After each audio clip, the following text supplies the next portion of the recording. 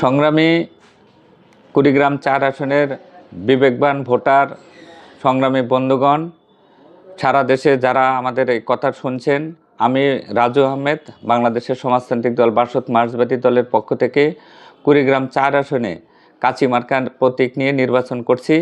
আপনারা জানেন আজকে যে ত্রয়োদশ নির্বাচন, সেই নির্বাচনে আমার এই আসনে আমি ছাড়া আরও ৬ জন প্রার্থী আছে। আমরা মনে করি আজকে আমাদের যে পার্টি, সেই পার্টি জনগণের একটি পার্টি। এই পার্টি আমাদের জন্মলগ্ন থেকে আমাদের পার্টির সমস্ত কার্যক্রম আমরা জনগণের ক্ষুদ্র ক্ষুদ্র সহযোগিতা নিয়ে করি। এটা গরিব মানুষের, মেহনতি মানুষের পার্টি।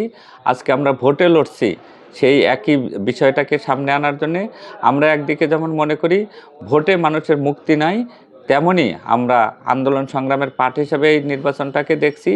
এই নির্বাচনে আপনাদের কাছে প্রত্যাশা, আপনার প্রতীক কাঁচি মার্কায় ভোট দেবেন এবং ভোটের সার্বিক সহযোগিতা করার জন্যে আমাদের যে ফান্ড, নির্বাচনী ফান্ড, সেই ফান্ডে আপনাদের সার্বিক সহযোগিতা এবং আর্থিক সহযোগিতা প্রত্যাশা করে শেষ করছি। সবাইকে ধন্যবাদ।